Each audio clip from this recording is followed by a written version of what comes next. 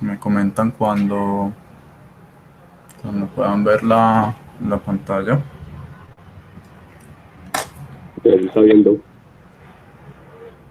Listo. Bueno, entonces esto es para hablar sobre los paradigmas de la ciencia.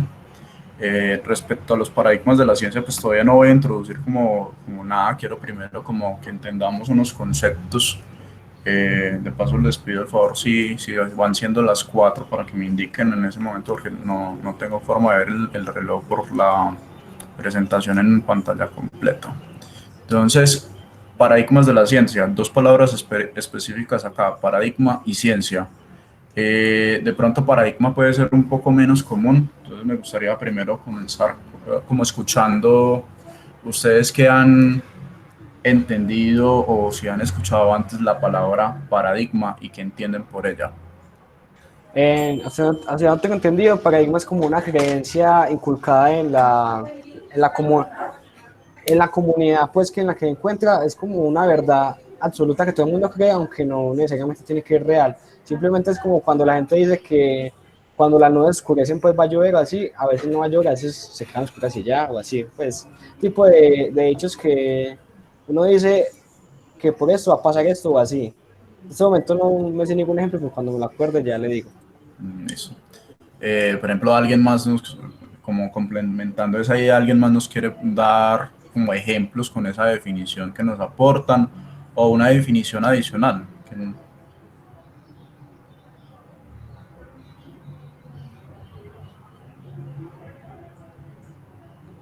Todos están callados hoy.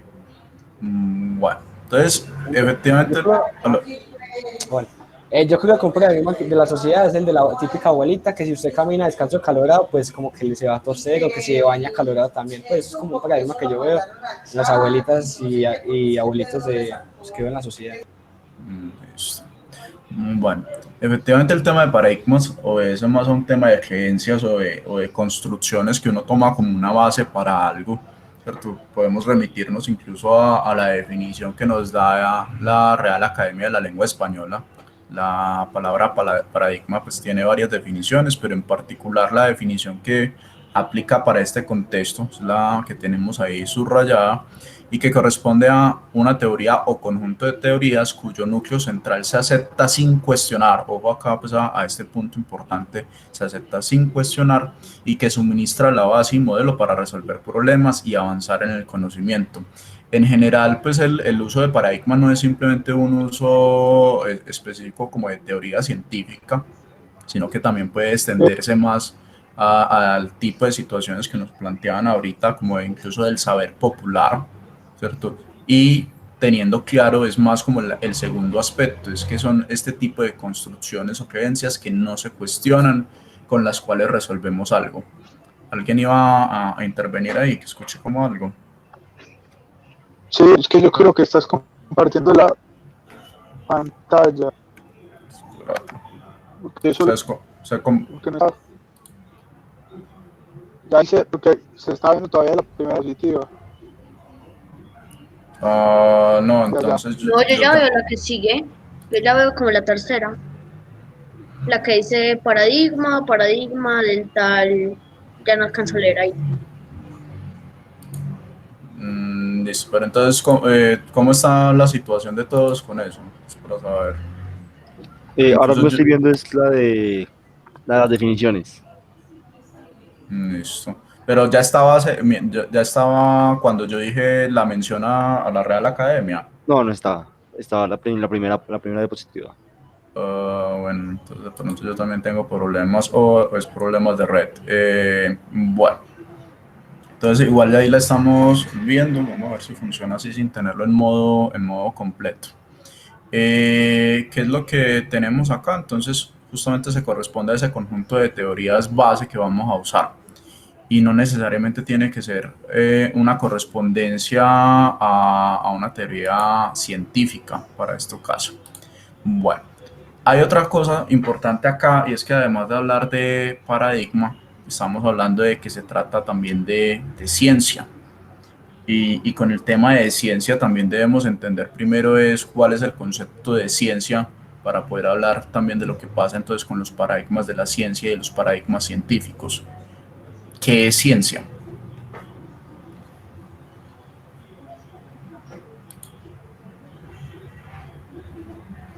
A ver, ¿qué pasa con los que estudian incluso carreras de ciencia? A ver, pues yo pienso esperar que respondan otras personas y ya luego yo respondo. Pues, ¿dónde están los amantes de la física, de la química, de la Bueno, biología? pues mi Investigar concepto, los fenómenos que hay. no, hágale. Yo espero. Hágale ese inicio. Qué pena. Hágale ese primero. Qué pena. Pues en mi concepto, que es un poquito pobre, pues, yo pienso que la ciencia es como explorar, pues, como la causa y efecto de la naturaleza, ver por qué pasan las cosas y cómo van ocurriendo y que van encadenando, pues, ese tipo de cosas. Es como entender el mundo que nos rodea, entender cómo funciona, lo que entiendo yo de ciencia, pues. ¿Qué otra intervención tenemos? Yo lo que pienso en la ciencia Yo es siguiendo, que- ay, perdón. No, dale, David. Dale, tranquilo. Pues yo lo que pienso de ciencia es que intenta investigar en sí todos los fenómenos para entenderlo a fondo, sea pues los fenómenos naturales, por ejemplo, que no sea solo desde los mitos ni nada así como se daba antes, sino que ya es un paso a lo que se puede demostrar. Para mí que la ciencia es la búsqueda de conocimiento en general. ¿Qué otras? Para mí sería esto, consonancia con lo que ya se ha hecho, sería este fundamento que está dado por nuestra forma de entender el mundo, porque la ciencia está de forma natural, solamente que nosotros le damos una interpretación. Entonces sería este fundamento en cuanto a conocimiento que tenemos acerca de, pues, de la existencia, bueno, sería de la naturaleza, de lo que la compone, de todo. Buscar el porqué. Sería buscar el porqué de Es- las cosas. Eso mismo. Sí, eso mismo. ¿Qué otra participación tenemos? La idea es que socialicemos acá pues como una primera noción de ciencia. Pues yo lo que entiendo por ciencia es una forma de tratar de explicar el mundo natural o el universo como tal por medio de la lógica, por herramientas lógicas, que eso creo que sería la mayor diferencia de la ciencia con otro tipo de cosas que traten de explicar el todo. Cuando referimos a esa parte lógica y a esos por qué, qué tipo de herramientas son válidas para, para poder dar esa justificación. Un punto común que empieza a aparecer acá en las distintas afirmaciones es ese, el porqué, la razón, la lógica, pero cómo definimos al mismo tiempo este tipo de nociones. ¿Qué significa poder dar una respuesta lógica a algo que sucede?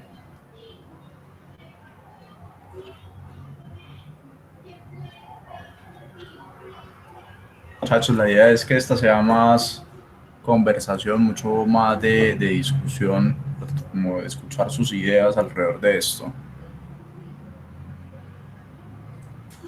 ¿Me repites por favor que me cortó? ¿Cuál es la pregunta? Listo. Estamos ya como en esas definiciones, como unos puntos acerca de que la ciencia finalmente responde a un porqué de lo que ocurre, a asociar una lógica de lo que sucede, pero cuando hablamos de esos porqué y esa lógica, nos encontramos también con una necesidad de preguntarnos de qué representa algo lógico y de qué herramientas son válidas para dar respuesta a eso, ¿cierto? Entonces, por ejemplo, ¿qué es una respuesta lógica a un suceso o a un fenómeno que sucede? Pues yo como herramienta que yo podría utilizar, podría decir que por ejemplo, el principio de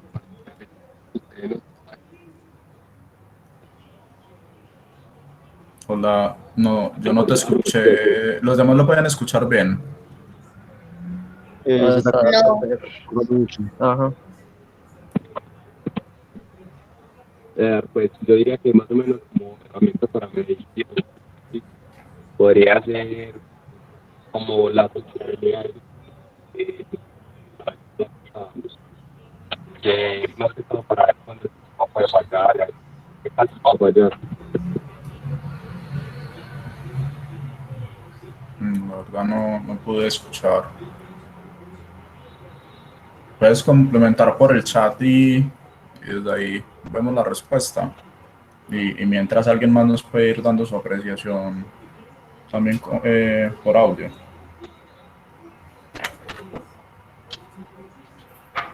Bueno, sí. Pues, yo creería que la lógica es más bien como una respuesta, una solución, digamos, o algo que no puede ser negado, digamos, basados en las evidencias y en lo que se ve. Es más como basarse en las cosas que se muestran, que son, y no solo en interpretaciones personales. Y lo que hoy llamamos ciencia, o a todas las disciplinas que hoy llamamos ciencia, cumplirían esa característica. Pues digamos que considerado lo que son ciencias sociales, ciencias humanas y incluso las exactas, casi siempre se basa en una, como ya, como una normalización de lo que se considera como verdad para todas las personas, debido a que no es que nuestra única forma de ver el mundo es desde nuestros ojos y no hay forma de conocer más allá de lo que vemos. Entonces, yo creería que lo que consideramos como verdad es más como lo que todo el mundo ha aceptado como una verdad y en eso se basa prácticamente la ciencia. ¿Qué otros aportes tenemos? Pues complementando lo que dice Diego, hay dos cosas son muy importantes ahí en la lógica, que es el método científico, es decir, los pasos que desde Descartes se propusieron para poder llegar a asegurar algo, y los conjuntos creo que se llaman silogismos, que son básicamente ciertas normas para decir que algo es verdad o que tiene un valor de verdad que sí se permite. Ya vienen otras cosas más ahí que son como tautologías, y creo que eso es lo que va a hablar más adelante Edward. No voy a hablar de eso. Bueno, pues son como normas, las tautologías son como normas que si tú dices algo, va a tener el mismo valor que si tú dices otra cosa. Es básicamente eso. Y algo que es un axioma, y ahí es cuando nos damos cuenta de que la ciencia se construye por bases que son más bien una creencia por fe, aunque hay evidencias que respaldan. Por ejemplo, los axiomas más conocidos son el de la línea, pues los de Euclides. Y creo que ahí Para la ya, geometría.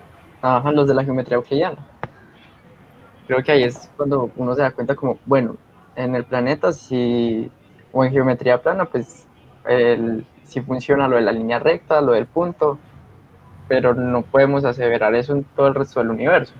Entonces, más o menos esa concepción que hay ahí con la lógica.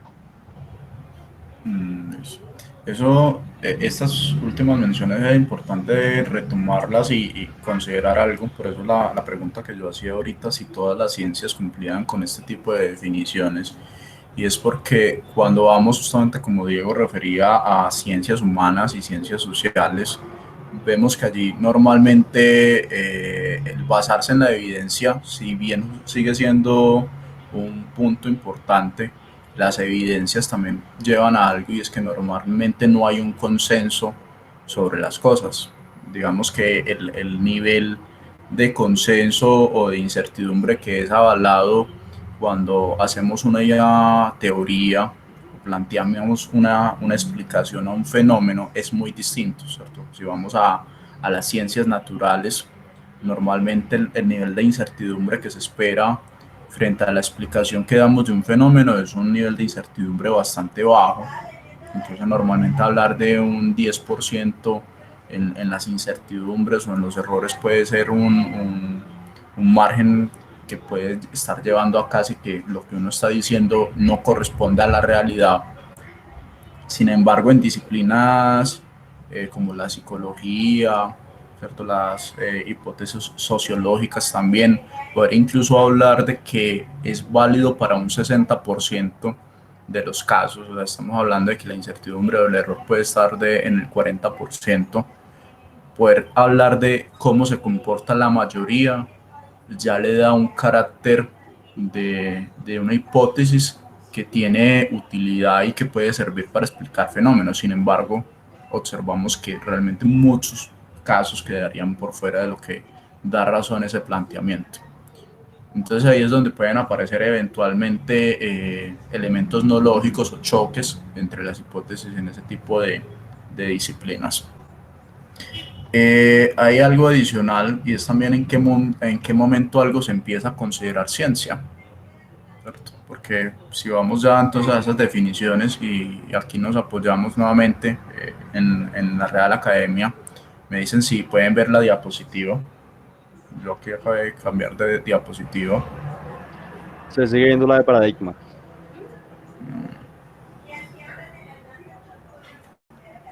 En este momento... Ya cambió. Listo, no puedo poner pantalla completa. Listo, entonces en este momento lo que estamos viendo es que la definición de ciencia se corresponde a un conjunto de conocimientos obtenidos mediante la observación y el razonamiento, sistemáticamente estructurados y de los que se deducen principios y leyes generales con capacidad predictiva. Ojo acá que mucho más allá de la consistencia o de lo lógico, uno de los aspectos más importantes para hablar de ciencia es realmente también una capacidad de predicción y además que se pueda hacer una comprobación experimental. Entonces es un hecho de que yo por un lado tengo la observación que me dice qué sucede y mis teorías o mis explicaciones no pueden contradecir lo que yo veo, ¿cierto? Por ahí también como ese punto de lo comprobable experimentalmente, pero también retroalimentado. Lo que yo veo lo debo poder explicar, pero también cuando yo hago una teoría nueva, las teorías nuevas es posible que deriven en una serie de conclusiones o de fenómenos que antes no conocíamos. Y entonces debe ser posible que eso nuevo que me plantea la teoría, yo esté en capacidad de poderlo ver también. Entonces ahí unimos esa parte de la predicción y de lo comprobable. Importante, una teoría que no me aporte a mí cosas nuevas, normalmente es una teoría que yo debería empezar a desechar rápidamente. Hay algunas teorías que históricamente o hipótesis que sobreviven mucho tiempo, digamos mucho más cercano al tema de la intuición de los investigadores de en algún momento voy a ser capaz de sacar algo que pueda darle valor a esto. Uno de esos casos, por ejemplo, corresponde a la teoría de cuerdas. Cuando la teoría de cuerdas comienza en la década de los 50, estaba fundamentalmente asociado a explicar las interacciones nucleares y ese es un planteamiento que dura más o menos unos 10 años. La teoría cae como en un olvido casi por 2 o 3 décadas y luego nuevamente vuelve a revivir como en este boom de tratar de buscar unas teorías de unificación, y es allí donde ha encontrado mucho más fuerza en los investigadores de la física teórica. Entonces también acá debemos tener en cuenta que la ciencia tiene unos aspectos evolutivos, tiene unos aspectos donde se puede suceder que las teorías o ese conjunto de bases o de reglas o incluso de creencias pueden tener momentos de clímax donde son mucho más importantes, donde empieza a haber un movimiento masivo de uso y también cómo con el tiempo finalmente empiezan a decaer. Entonces la ciencia, y es un aspecto importante cuando se entra en hablar de paradigmas, es que se le empieza a dar también de una noción histórica, no simplemente ver la ciencia como cómo explico las cosas, sino también entender todo el proceso de construcción de la ciencia para poder llegar a lo que es hoy, pero también a cómo va a ser la ciencia del mañana. Ahora, el problema es que esta definición todavía no nos dice mucho sobre en qué momento empiezo yo a llamar algo como ciencia también. ¿Qué es lo mínimo que yo debería esperar o en lo que nosotros aceptamos hoy como ciencia, aparte de esta capacidad predictiva y de comprobación experimental? ¿Cuál es el requisito mínimo para ustedes de que algo sea ciencia?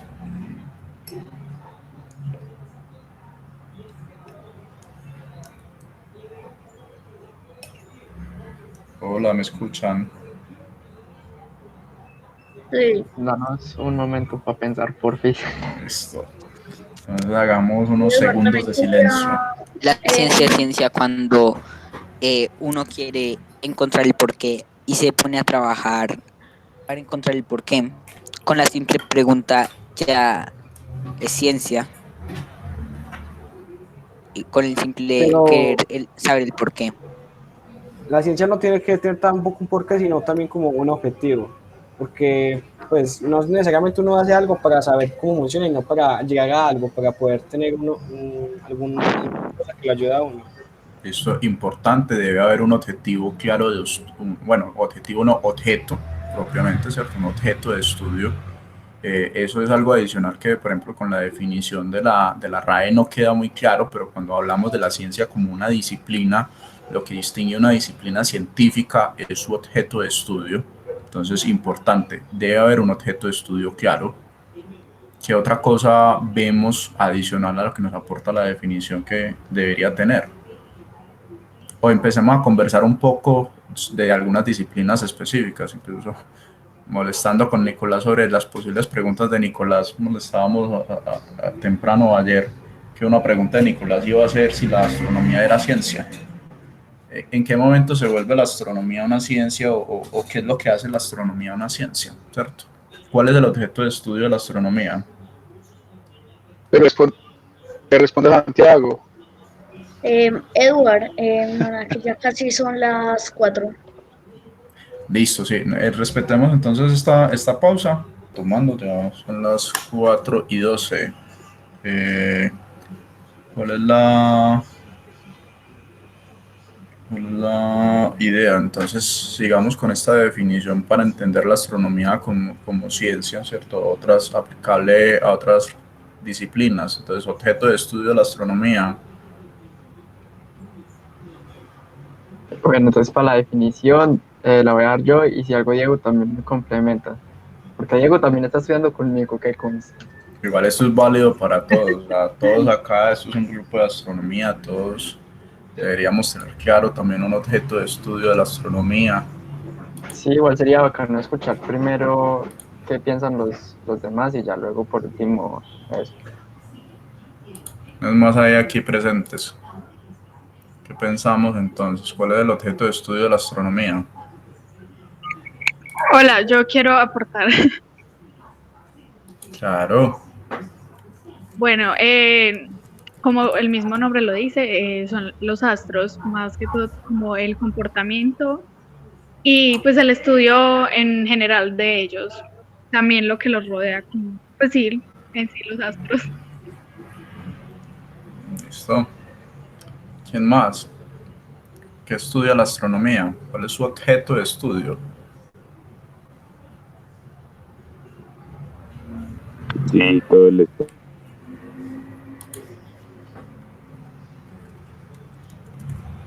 Hola, alguien iba a hablar y se cortó.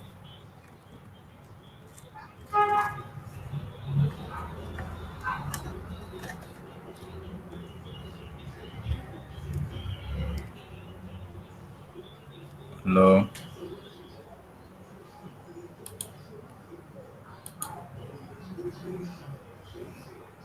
Eduardo, ¿sí me escucha? Sí. ¿Se escucha algo algo con interferencia? Intenta hablar para ver si entendemos. Pues yo creo que en sí sería más que todo en sí todo el espacio, pues todo el cosmos en sí. Listo. ¿Quién más? ¿Quién más hay presente por ahí? El que nos participa acá.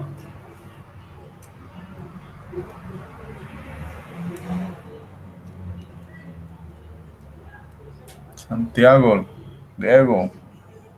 Ah, bueno, entonces Pues démosle. es que no sabemos quién más hay. No, hágale. No que para mí como tal. Ah, Juan la quiere dar primero. Juan Carlos está listo, le tocó hablar a Juan Carlos entonces. Sí. Objeto de estudio de la astronomía. Estamos pasando lista, Juanes, pero para que hablen.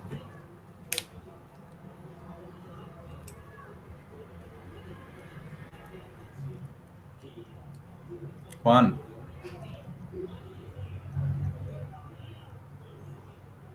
No, Juan no escucha. Entonces, Santiago. No, pues, algo que yo siempre he pensado, y de por sí, pues ya por definición, cuando uno habla de astronomía, es que el objeto de estudio es el universo mismo. ¿Y qué es el universo mismo? Nosotros también estamos dentro del universo. Entonces la astronomía como tal, yo la veo como un conjunto de muchas, casi que todas las ciencias metidas en ese mismo campo, pues aplicándolo o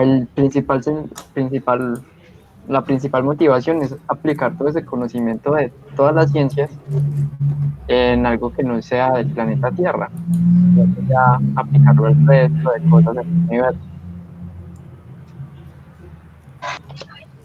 Entonces, ¿cómo se diferencia así de la física? Es que de hecho hay algo muy irónico, y es que dentro de la misma universidad le iban a poner el nombre a la carrera astrofísica, no astronomía, sino que por motivos de que se escuchaba supuestamente mejor astronomía, pues la dejaron así. Y es que casi siempre cuando uno va a empezar en astronomía, eso va a estar pegadísimo, pero pegadísimo fuerte con la física. La única diferencia con la física es que la física se enfoca más en explicar fenómenos terrestres y también explica fenómenos que no sean de la Tierra. En cambio, la astronomía y la astrofísica, que es una de sus ramas, se dedica a ver cómo se comportan los objetos celestes. Eso, pero ahí no sería justamente nos falta definir mucho más claro el objeto. Señor. Nicolás estaba según eso, la astronomía es una subdisciplina de la física, entonces diciendo Santi. No.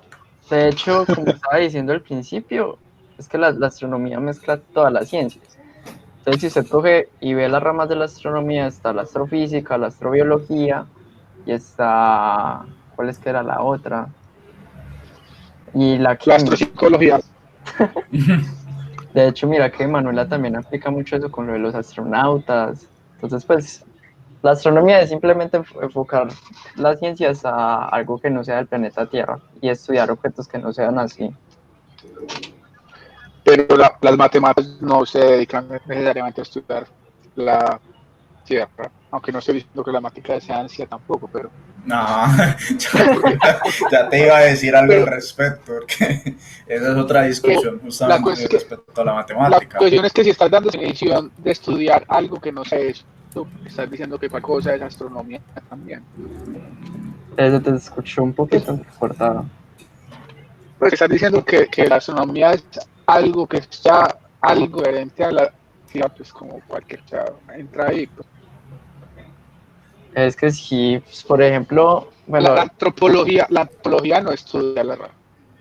De hecho, existe la astroantropología, que es enfocar el estudio de la historia del humano basado en ellos cómo veían las estrellas. Creo que de eso yo estoy hablando al principio de...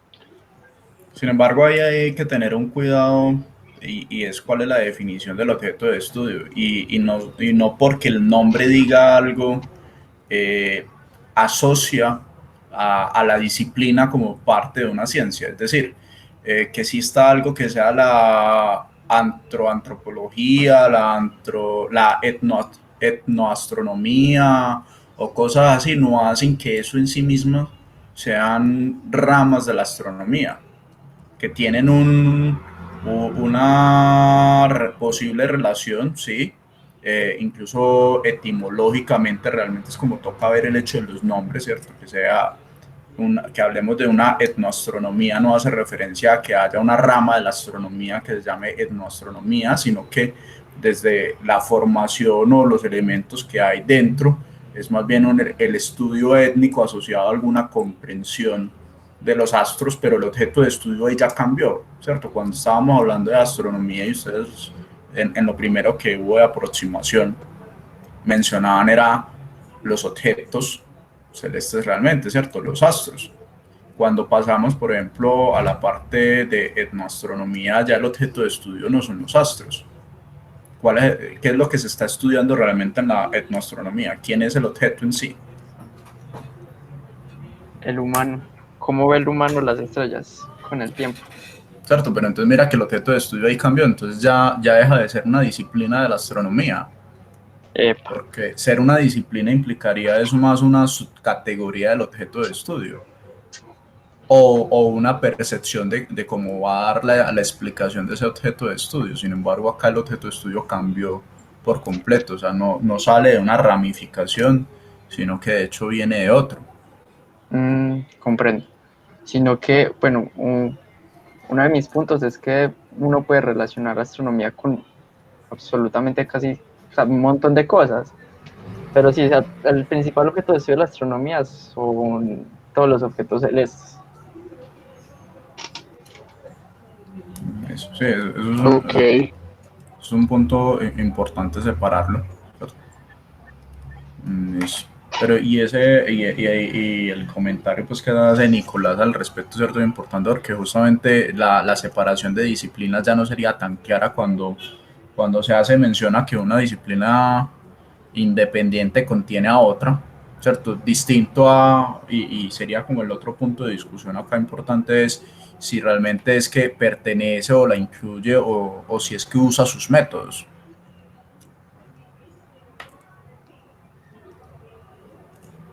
Realmente acá cuando nos dices Santiago es más una referencia a que se usan los métodos de estas otras disciplinas o es realmente que hacen parte de ella. Más bien yo me estoy refiriendo a los métodos, que por ejemplo con la química pues es observar de qué están compuestas las estrellas.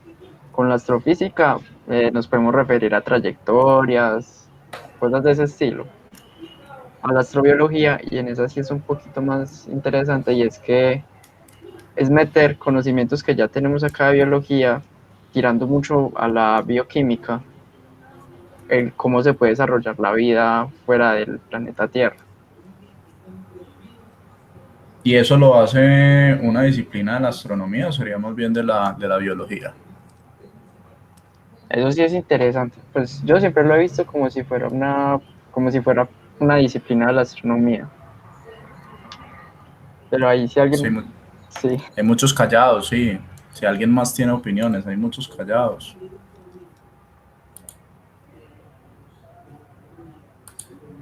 Pues yo pienso que también sería más que todo la astronomía. O pues es que no sé si habrá una rama que combine astronomía y química.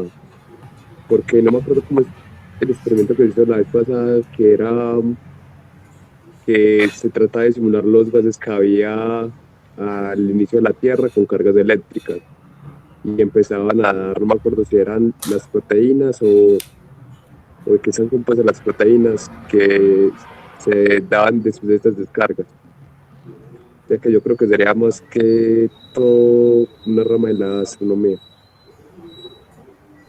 Eso, pero volvamos allí sobre todo en algo importante y es si nosotros hablamos de que algo es una rama de una ciencia, depende de ser su objeto de estudio.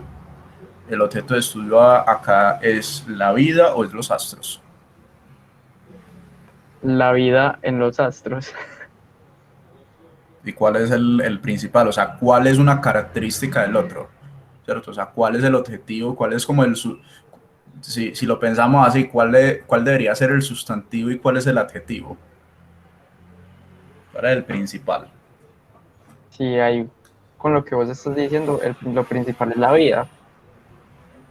Y ya luego es como el complemento de la vida, pero donde no sea la Tierra, en los astros. ¿Cierto? Ahí es importante esto porque si bien las nociones románticas a veces nos llevan, y sobre todo si nos encanta la astronomía, a pensar la astronomía como una reunión de ciencias o de disciplinas en su interior, más que eso es realmente por un lado, pues el uso de métodos de otras disciplinas más que albergar en sí mismo esas ciencias. Y eso es algo importante con el comentario de Nicolás, ¿cierto? Porque nos lleva entonces a cuál es la distinción de una disciplina o de otra, o si de verdad están contenidas. Pero también lo otro es que el hecho de que en el nombre veamos algo común no significa que vengan de la misma disciplina, ¿cierto? Realmente la formación de los nombres no tiene un contexto desde su contexto científico, sino más bien un contexto desde cuando separamos las palabras, qué es lo que representan sus morfemas, sus raíces, ¿cierto? Sus sufijos, sus prefijos, y no un contexto de disciplina científica, ¿cierto? Entonces no debemos caer como de pronto en la trampa de lo que represente astronomía simplemente a todas las cosas que tengan la palabra astro en el nombre. He caído. Sin embargo, como en este contexto también algo importante, estábamos empezando a hablar también de desde cuándo empezar a considerar ciencia algo, ¿cierto? Y es que eso es importante en la consideración porque, como les decía, el contexto de paradigma nos lleva normalmente a una revisión histórica. Bueno, acá el tema de paradigma científico, digamos, ya con la unión de lo que hemos dicho, aparece como justamente ese uso de reglas, pero en un contexto científico. Pero cuando llevamos también el contexto histórico, nos lleva a considerar estos elementos que son conocidos como el ciclo de los paradigmas de Kuhn. Y ahí es donde aparece algo importante y es como una mención a, oh, no desde el principio las cosas son ciencia, sino que podemos estar hablando como de una presciencia o protociencia, como en algunos casos se refieren. Y entonces, ¿qué es lo que hace esa separación histórica entre hablar de una presciencia o protociencia, de considerarla ya una ciencia? Y llevémoslo pues al caso que nos interesa discutir acá también como interés del grupo, y es dónde haríamos una separación entre una pre o protoastronomía y la astronomía. ¿Cómo distinguir esa etapa previa y la etapa donde ya merecería llamarse astronomía?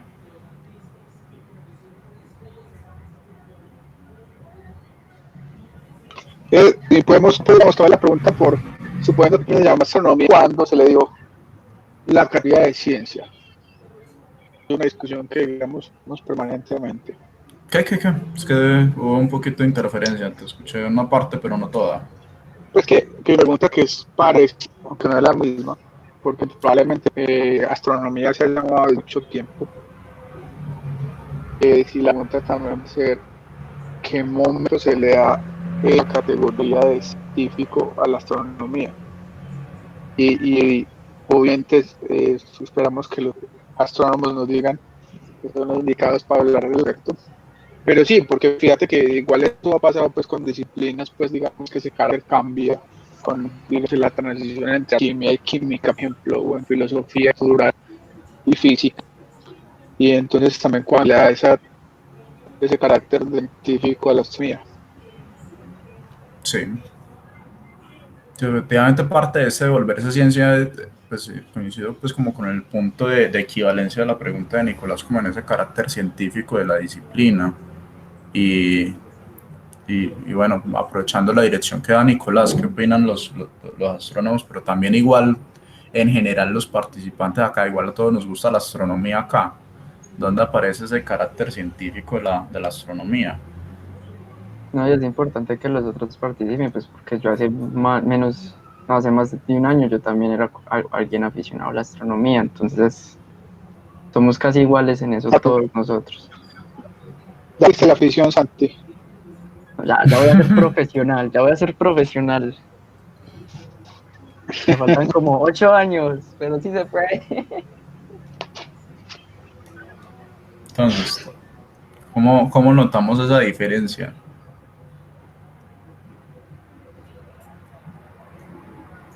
No quiero dar pues acá una definición pues como asociada al ciclo de los paradigmas, justamente porque lo ideal es primero ver esa diferenciación que ustedes hacen. ¿Alguien iba a hablar?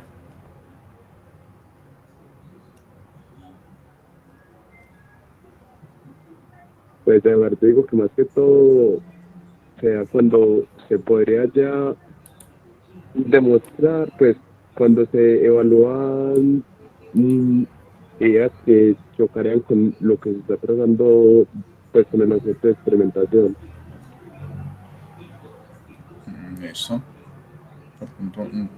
O sea, pones un punto experimental en esa diferenciación. Sí, pues, pero según el objeto que se esté observando. Listo. ¿Quién Bueno, más Eduardo, nos aporta ahí?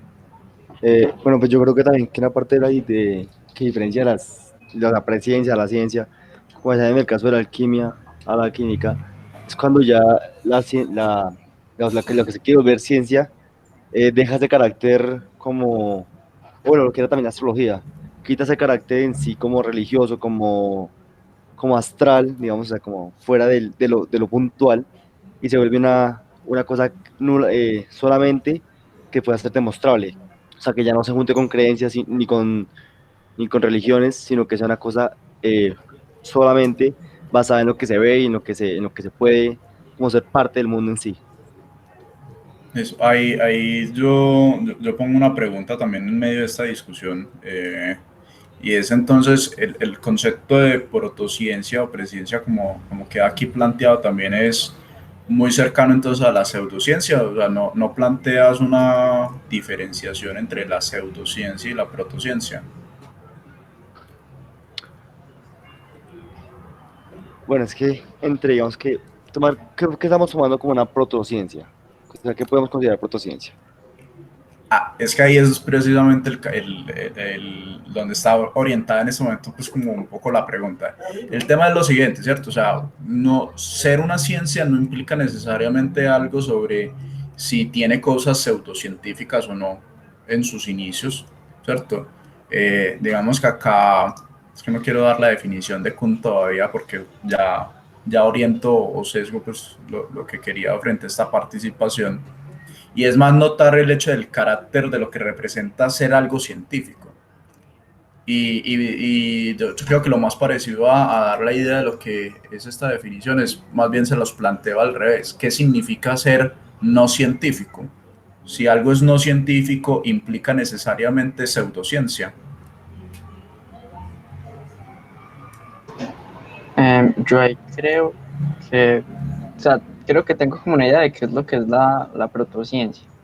O sea, por ejemplo, cuando yo pienso en protociencia, pienso es en la del descubrimiento del fuego. O sea, se sabe que existe el fuego, más no se tratan como de reproducir esos mismos experimentos, tal vez sea eso. Y creo que ya una pseudociencia tira más es como a paradigmas, se me fue Sí, ¿cómo es la palabra? igual puede ser un paradigma. Es que recordemos que igual el uso ahí de la palabra paradigma sí estaría adecuado también, porque es un conjunto de creencias o de reglas para explicar algo, ¿cierto? Sí, por ejemplo, la pseudociencia pues ya tiene, es como tratar de explicar, de mezclar la ciencia con otros conceptos que no pertenecen a ella. Por ejemplo, con la astrología, las constelaciones, y más que todo el zodiaco, pertenece allá. Pero ya la astrología mezcla es que esas constelaciones tienen influencia sobre nosotros. Tal vez creo que ahí podría haber como un inicio para la diferencia entre protociencia y pseudociencia. Pues yo creo que el ejemplo que acompaña a Santiago respecto al fuego, de hecho, puede ser un buen indicador también, ¿cierto? Como para esa referencia que pide Diego acá de cómo separar. Pero entonces, dale. Ok, sí. Iba a decir que tenemos que la parte que yo creería que diferencia una pseudociencia, una protociencia, es que, bueno, la pseudociencia, como es en la astrología, no es que toma partes de ciencias, toma partes de la realidad, pero hay un momento en el que se desliga de las cosas puntuales e intenta hacer explicaciones de ello sin tener unas bases fijas. O sea, es como intentar mostrar sin tener en verdad una base. Y la protociencia, en cambio, es, digamos, como un estado más primario de la explicación, es como sobre el conocimiento. Y ¿cómo diría que yo?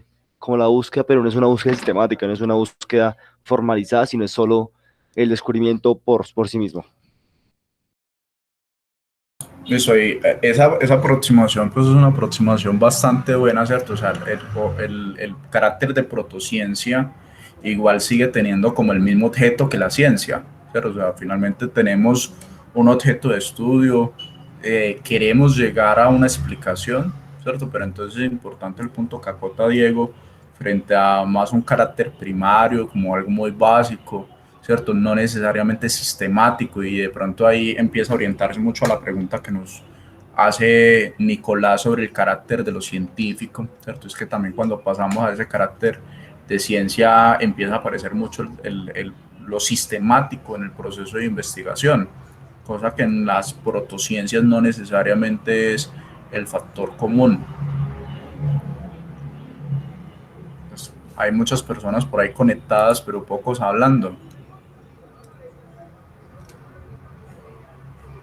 Carolina, aprovechando que Carolina ahorita hizo menciones, ¿qué opina Carolina?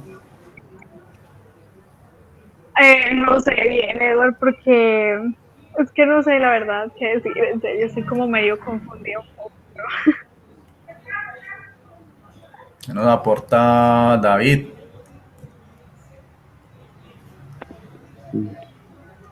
¿Cuál yo? El David que haya hablado. Además vos fuiste el que ahorita ha estado activo. Por ahí sí veo otro David, pero el otro David sí no ha hablado en lo que va de la reunión. ¿Yo? Listo, entonces, ¿cuál de los dos? Esto es cualquiera. La idea es que todos participen.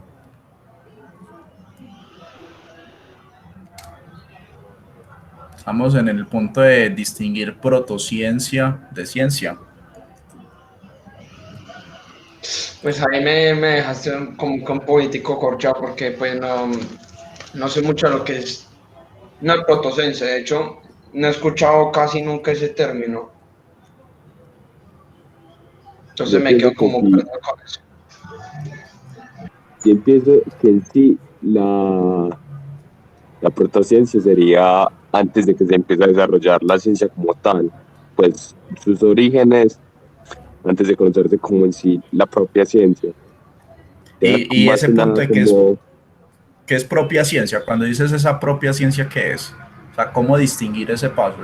Ahí, digamos, es parte de la conversación y es cómo se distingue. O sea, cuando tú me dices de la propia ciencia, hablemos como de astronomía, ejemplo, de física, ¿cuál sería la propia física y la protofísica? pues, no sé, digamos que por ejemplo, los inicios de la física, o sea, simplemente con movimiento o así, pues en sí todo sería con el movimiento, pero la ciencia de la física sería en sus orígenes cuando apenas está iniciando, antes de ser conocida como física. Eso, lo ves más desde una separación formal de las disciplinas. Pues sí, más que nada es como desde el inicio. Sí. ¿Qué otras participaciones tenemos por acá? Juan Carlos, Daniel, Paulina. Ahorita vi a Paulina que se conectó. Paulina, ¿qué opina Paulina? Sí, que participe. Edward, ¿me escuchas? Sí, Juan, se escucha bien.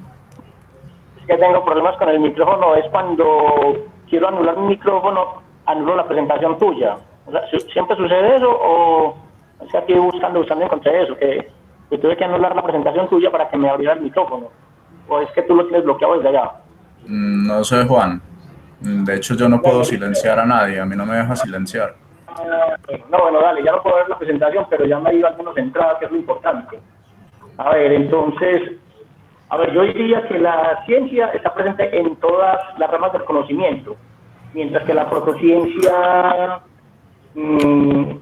a pesar de que muchos la tienen como una disciplina, los aportes de ella realmente, sería que,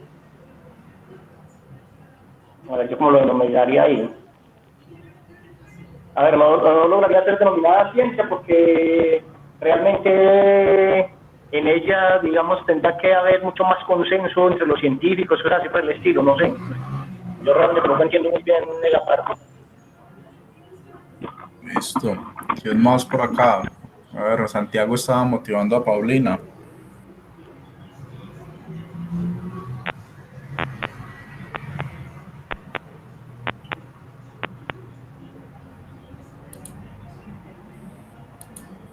¿Quién más? ¿Quién más?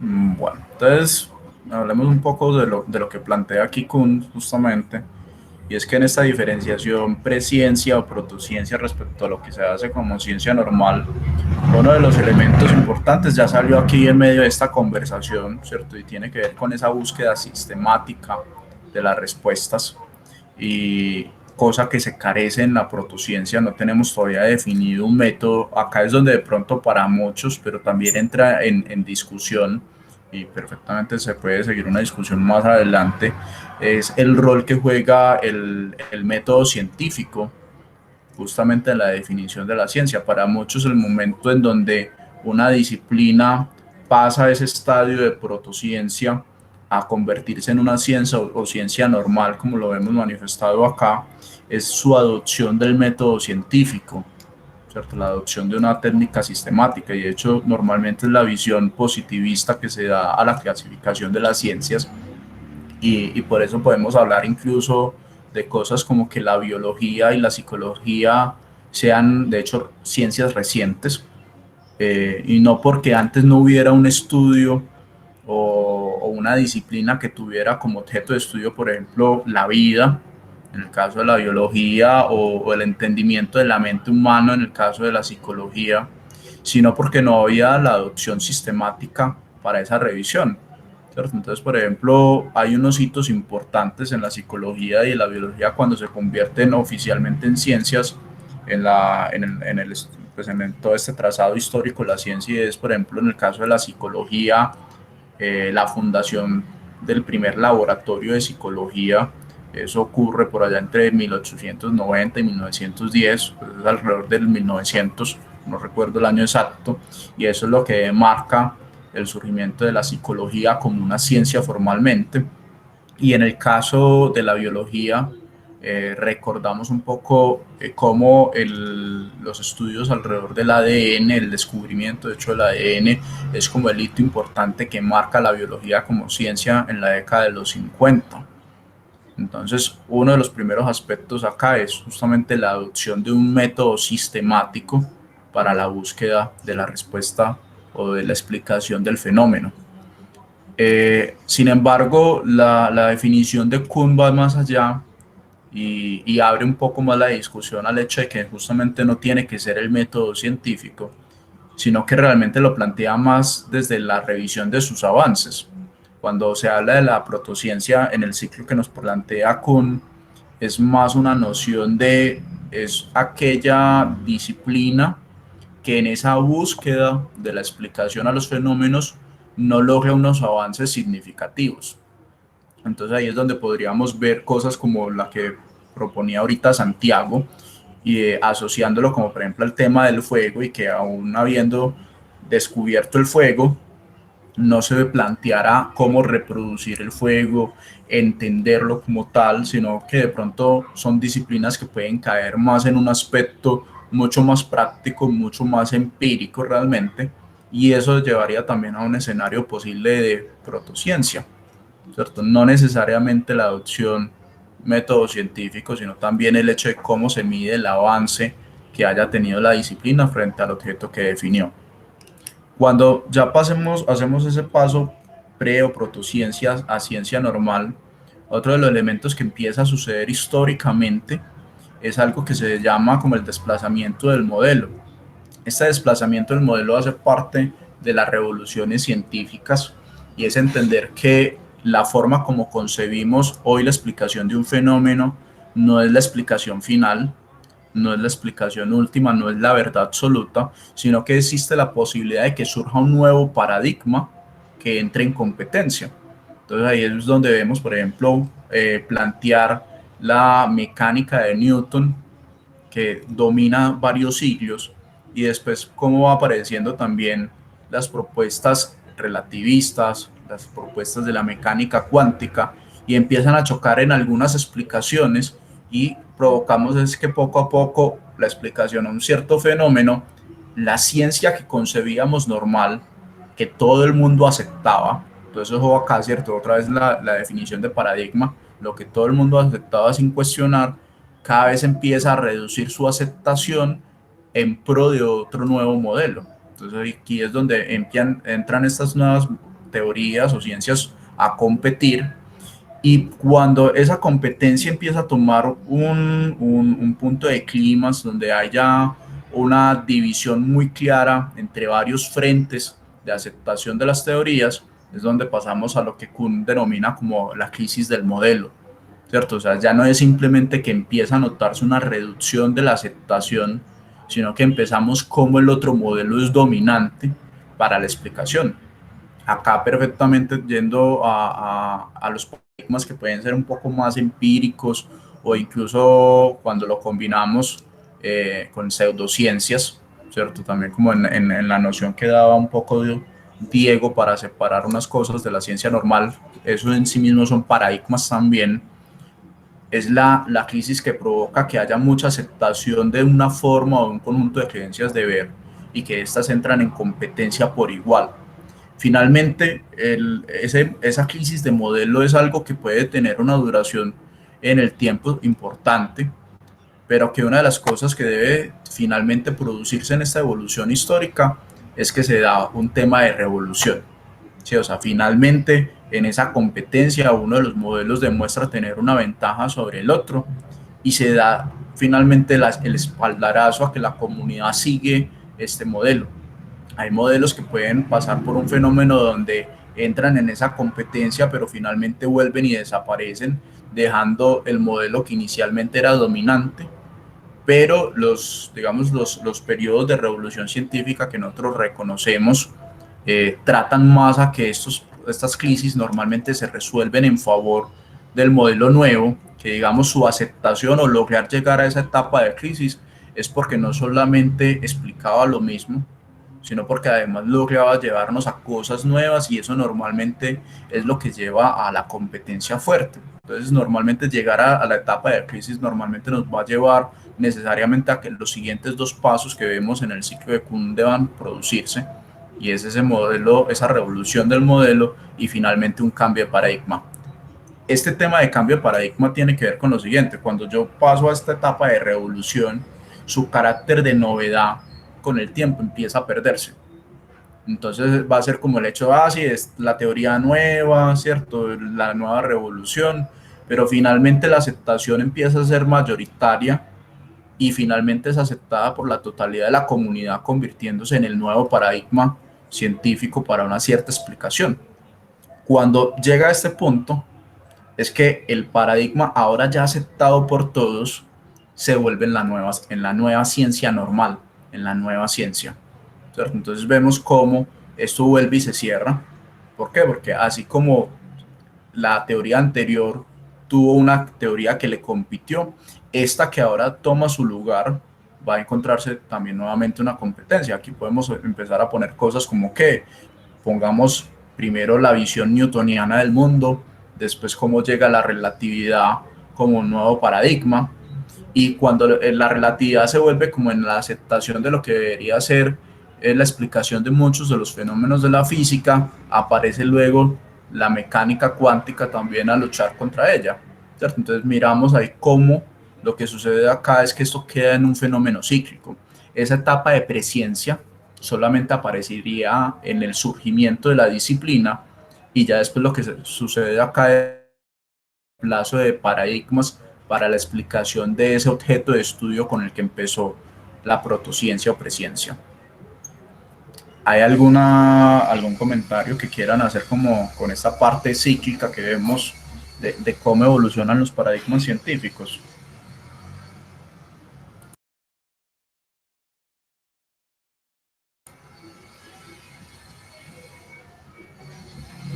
Yo tengo una, y es que si se cierra el paradigma, pues, si, o sea, si se llega hasta la revolución del modelo y ya no se vuelve a cambiar más de paradigma, entonces eso dejaría de ser ciencia. Si se llega a la revolución del modelo, finalmente acá lo que pasa con la revolución o estas etapas es que son más como de reconocer momentos muy específicos, pero cuando logramos la revolución la revolución en los modelos, finalmente ya el paso siguiente inminente es justamente el cambio de paradigma, ¿cierto? O sea, digamos que el modelo es más como un punto de corte, pero no va a quedar ahí. O sea, más fácil, digamos, lo que puede suceder es más en la etapa de el desplazamiento del modelo o la crisis de modelo, que se queden ahí, ¿cierto? ¿Qué sería que se quede en el desplazamiento del modelo? Que empecemos a ver cómo alguna hipótesis empieza a tomar fuerza. Eso le va quitando un poco de aceptación a lo que antes aceptábamos como normal, pero que desvanece rápidamente su intento de explicación. Eso es, por ejemplo, uno de esos elementos. Eso, ahorita daba un ejemplo más temprano con el caso de la teoría de cuerdas, cuando surge la primera vez. Ella empieza a provocar un desplazamiento de modelo en la década de los 50 para las interacciones nucleares, pero finalmente es abandonada y no logra superar como los acercamientos iniciales que se hacían a este nivel. Entonces ahí se quedó. Cuando uno logra tener que el desplazamiento es mucho más fuerte, o sea, poner como a la par la rivalidad de los modelos, alcanzamos a llegar a la crisis, pero en esa crisis todavía puede pasar, sabiendo que esa teoría tomó tanta fuerza como para llegar a un nivel de rivalidad importante frente al paradigma anterior, que finalmente se encuentra alguna debilidad en sus explicaciones y vuelva y desaparezca como esta iniciativa. ¿Cierto? Digamos que esos son como los puntos que sí tienen como una posibilidad de un romper, digamos. Sin embargo, cuando ya superamos la crisis, ya digamos que estos son unas descripciones más para separar algunos elementos metodológicos, pero realmente ya no hay una vuelta atrás cuando ya llegamos a la revolución de los modelos. Este punto ya de revolución de modelos sigue inminente el tema de un cambio de paradigma, simplemente como una mención explícita, como tenga presente que es que antes había un paradigma y ahora es uno nuevo, entonces por eso hablamos de un cambio de paradigma, pero también sin tener que esperar ningún tiempo, también es inminente de que si se produce un cambio de paradigma, ese nuevo paradigma es la nueva ciencia, es la ciencia normal de ahora, ¿cierto? Porque cuando cambia el paradigma es la aceptación sobre todos los fenómenos para explicarlos con ellos, o sea que se vuelve la normalidad. Entonces no tendríamos como una posibilidad de cierre ahí en revolución del modelo o en el cambio de paradigma, pero sí en la crisis de modelo o en el desplazamiento del modelo.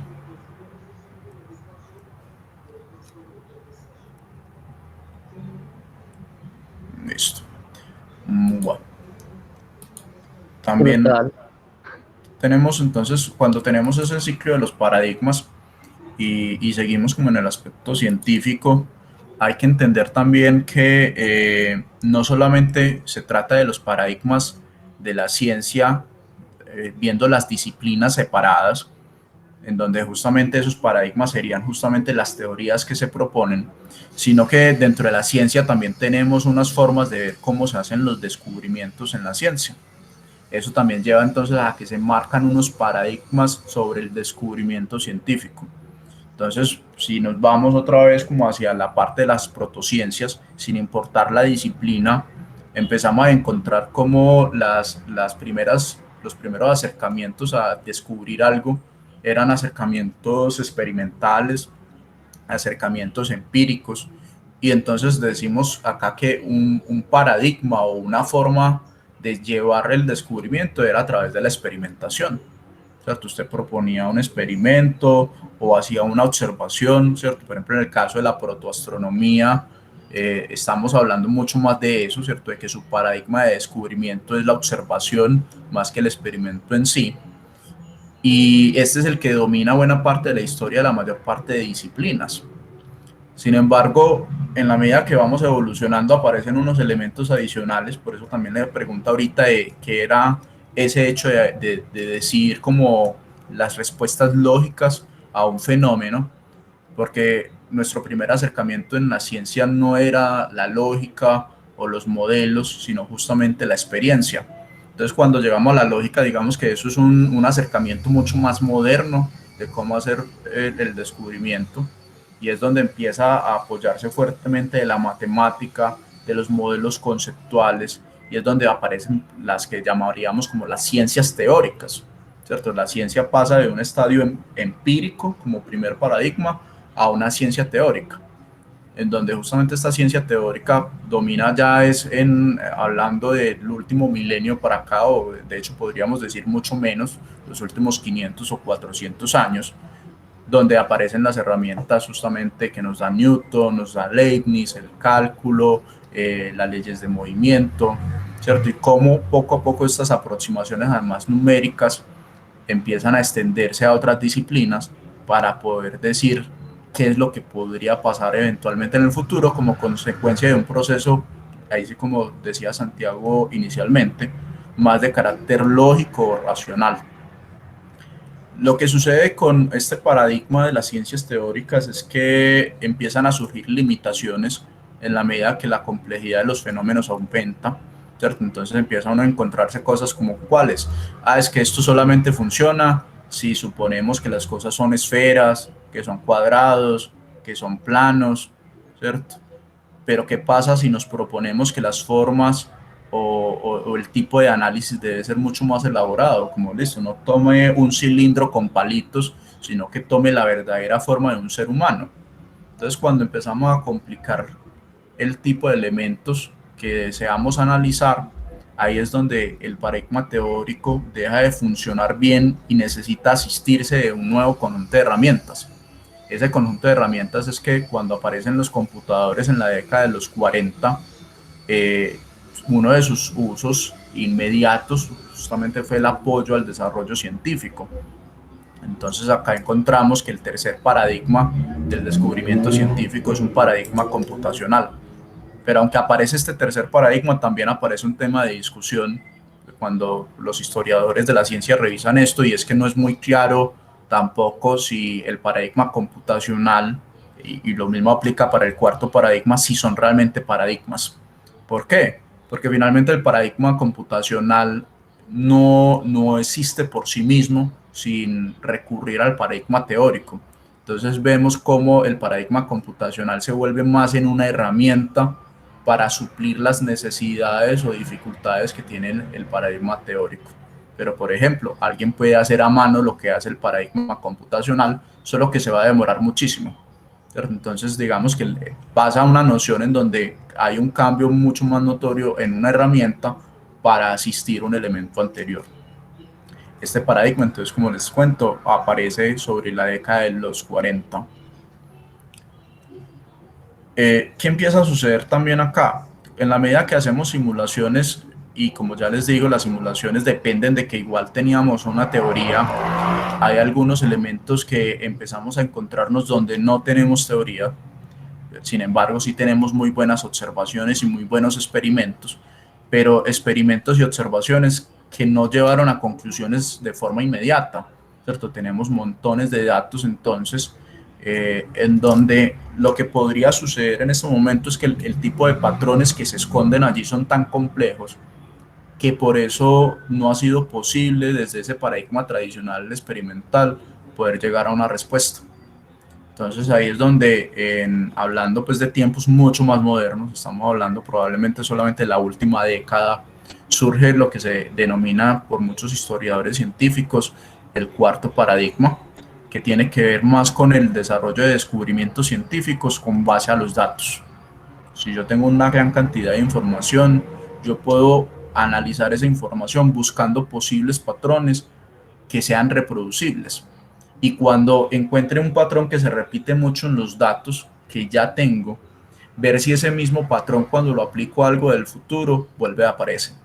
Si efectivamente el patrón que vi en los datos del pasado es un patrón que se reproduce en el futuro, estoy diciendo que hice un descubrimiento científico. Pero miren que acá hay algo, y es que desaparece un poco el comportamiento explicativo que tenía la ciencia y se vuelve más como, a mí me importa predecir más que explicar, y eso es una de las transformaciones importantes que empieza a suceder en este último paradigma. Sin embargo, no es que como ciencia se pierda la explicación, sino que el descubrimiento del patrón sería el primer paso, y a partir de ahí otros paradigmas son los que nos dan las respuestas. Entonces también una acotación importante adicional a este punto es que lo que vemos acá con los paradigmas no son paradigmas exclusivos. Es decir, el hecho de que yo esté usando el cuarto paradigma, el tercero, el segundo, el primero, no hace que los demás paradigmas no los pueda usar, sino que por el contrario lo que lleva es que debemos hacer una asistencia de varios paradigmas para poder llegar a las respuestas. Entonces acá es donde, si ya cuento con muchas observaciones y no he podido descubrir algo, puedo usar el paradigma asociado al descubrimiento por datos, ¿cierto? Es acá donde la famosa analítica de datos entra como una herramienta de descubrimiento científico, y una vez determine patrones existentes, voy y me retrocedo y miro en el paradigma teórico, por ejemplo, ese patrón con qué posibles modelos podría estar coincidiendo o cómo puedo hacer ajustes en los modelos para reproducir los patrones que observo con el paradigma asociado a analítica de datos. Eso es lo que hoy vemos en la evolución de cómo se hace el descubrimiento científico, apoyado como en estos 4 pilares o paradigmas, ¿cierto? Que como vemos también, obedeciendo como la definición de paradigma, son conjuntos de reglas distintos frente al cómo debo aceptar la labor de descubrimiento. No sé si hay alguna otra intervención, sobre todo para que podamos hacer cierre, que ya son también las 5.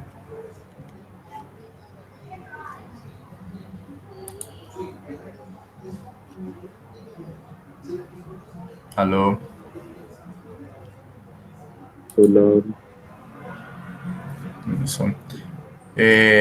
Muchachos, ¿algún comentario, alguna intervención final?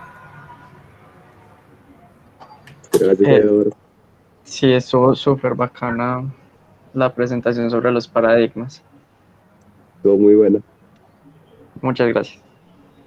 Bueno, entonces, muchachos, damos cierre en toda la reunión de hoy. El próximo sábado es Nicolás el que nos acompaña con un tema. Entonces vamos a revisar el tema de N cuerpos, ¿cierto? No, todavía, pues, no. ¿Todavía no? Pues inicialmente iba a ser, pues aunque si quiere hablamos de eso, fue como... ya, o sea, cambiaste de tema. Sí, como se involucra ecuaciones diferenciales, entonces la próxima sesión va a ser de eso, de ecuaciones diferenciales. Va a resolver ecuaciones diferenciales y vamos a ver cómo va. La idea es que hablemos del concepto de límite, de derivada, de ecuación diferencial, pues conceptualmente, y que al final vamos a ecuaciones diferenciales. Eso lo vamos a hacer con ritos o algo así. Esperemos que bueno. Listo. Bueno, muchachos, también otro aspecto acá es frente a